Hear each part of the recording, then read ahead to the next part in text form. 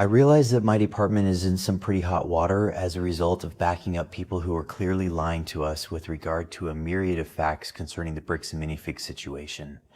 And we have been put in a very uncomfortable position as a result of hugging those that wear the magic underwear, as opposed to actually listening to and acting on the information provided to us by law-abiding citizens of the United States of America. Being here in American Fork, in our sheltered little world with everybody and his brother being a fellow member of the local church, we forget that there actually is an entire nation out there that is far larger and far more powerful than our little cult here in Utah. Laws have been broken.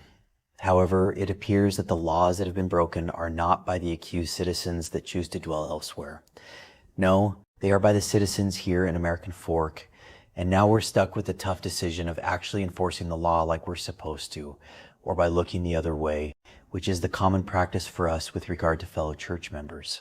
I think that Josh Johnson, Brandon Best, and the McNuff brothers are all guilty on some level of severe deception to the police. Lying on police reports and providing false testimony is in fact a crime here in Utah. Those with enough active brain cells can actually look those laws up and discover that I am not speaking hypothetically here.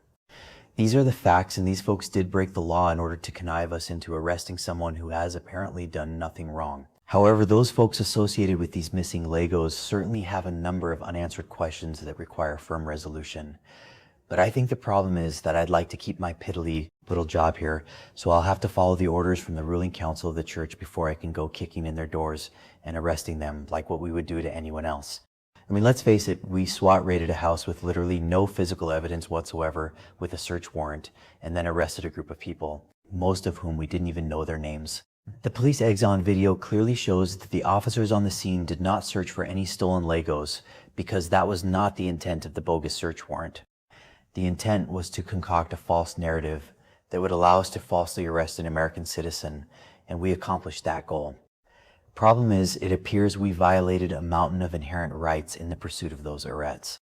Will the Department of Justice do their job and actually hold us accountable for violating those rights? That is yet to be discovered. For now, it appears they are sitting on their hands on this matter. Hopefully they will continue to do so until those hands are numb, and they'll just forget about us out here in the Hell's Half Acre of Utah. I know that most of you people out there are aware of me by now, and you know that I am fully capable of bending the facts, if not out and out lying to someone's face in order to get what I want. I mean, hey, it's the Mormon way to go to any lengths required to achieve the end result goal. In this case, that goal is the possession of items that do not belong to us, and items we did not pay for. How are we, as business people, supposed to get ahead if we don't rip off the little guy, right? I mean, that's what all the big corporations do, and we here at Bricks and Minifigs, which I must confess I am no longer a part of, but I want to give the impression that I am still involved. Their lawyers called me and told me to shut my yapping mouth and go away. They don't need a severe headache like me throwing rusty wrenches into the gears of this whole mess. I did my part by lying my ass off to the cops about everything that happened, even though I wasn't actually the one that was there.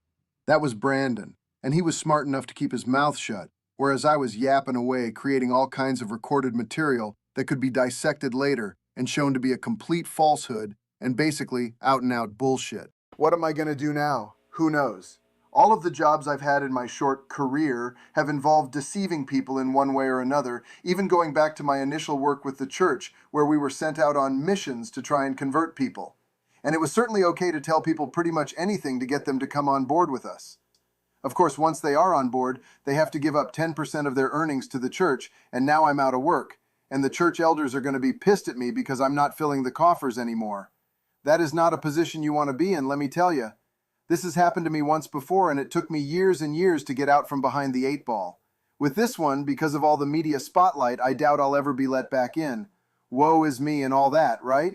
Maybe I should take a cue from Reckless Ben and start a GoFundMe. It couldn't hurt, although I doubt anyone out there will be gullible enough to fall for my sob story, since I've already shown that I am a pretty consistent liar.